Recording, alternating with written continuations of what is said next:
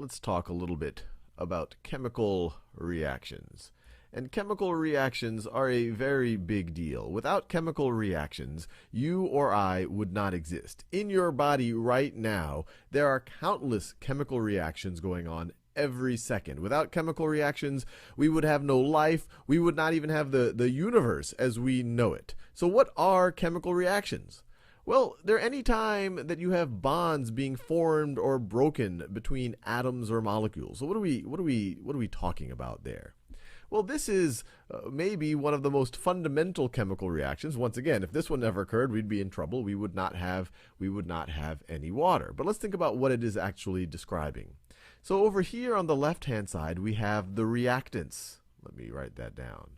So here we have the reactants. These are the molecules that are going to react, and then we have an arrow that moves us to the product.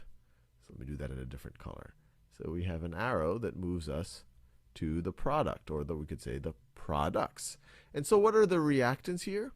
Well, we have molecular hydrogen and we have molecular oxygen. Now, why did I say molecular hydrogen? Because molecular hydrogen, which is the state that you would typically find hydrogen in if you just have it by itself, is actually made up of two hydrogen atoms. You see it right over here. 1, 2 hydrogen atoms. And what we have, in order to have this reaction, you don't just need one molecular hydrogen and one molecule of hydrogen, one molecule of oxygen. For this reaction to happen, you actually have 2 molecules of molecular hydrogen. So this is actually made up of 4 hydrogen atoms. So let me make this clear. So this right over here, this is 2 molecules of molecular hydrogen, and that's why we have the 2 right out front of the H sub 2. This little subscript 2 tells us there's 2 of the hydrogen atoms in this molecule, and then this big white 2 that we have right over here, that tells us that we're dealing with 2 of those molecules for this reaction to happen, that we need 2 of these molecules for every molecule of molecular oxygen. And molecular oxygen, once again, this is composed of 2 oxygen atoms. 1, 2. So under the right conditions, so you need a little bit of energy to make this happen.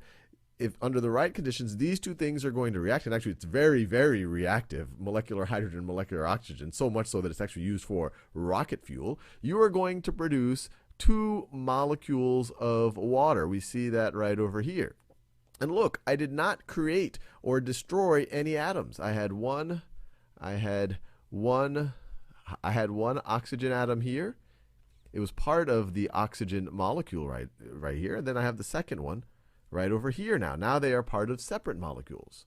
I had 1, 2, 3, 4 hydrogens. I now have 1, 2, 3, 4 hydrogens, just like that. And actually this produces so we could say some energy, and I'm being inexact right over here, some energy, and then we could say a lot of energy, a lot of energy. So this is a reaction that you just give it a little bit of a kickstart, and it really wants to happen.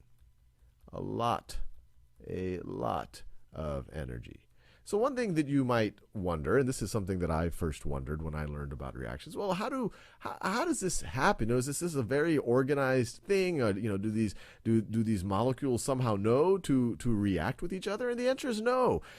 Chemistry is an incredibly messy thing. You have these things bouncing around. They have energy. They're bouncing around all over the place. And actually, when you provide energy, they're going to bounce around even more rigorously enough so that they collide in the right ways, so that they break their old bonds and then they form these new bonds. So whenever you see these reactions in biology or chemistry class, keep that in mind. It looks all neat and organized, but in a real system, these are all of these things just bouncing around in all different crazy ways. And that's why energy is an important thing here, because the more energy you apply to the system, the more that they're going to bounce around, the more that they're going to interact with each other. The more reactants you put in, the more chance that they're going to bounce around and be able to react with each other. Now, I'm going to introduce another word that you're going to see in chemistry a lot. This water, these 2, we have 2 water molecules here. We could call them molecules, but since they are actually made up of 2 or more different elements, we could also call this a compound.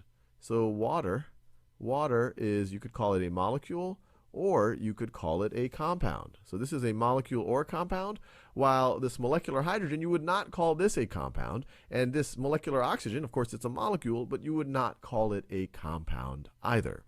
And just to get an appreciation of how much energy this produces, let me show you this picture right over here. That's the space shuttle.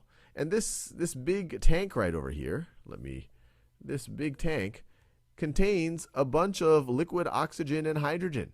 And to create this incredible amount of energy, it actually just you mix the two together with a little bit of energy, and then you produce a ton of energy that makes the rocket, that makes the space shuttle. Well, the space shuttle's been discontinued now, but back when they did it to make it get its necessary velocity.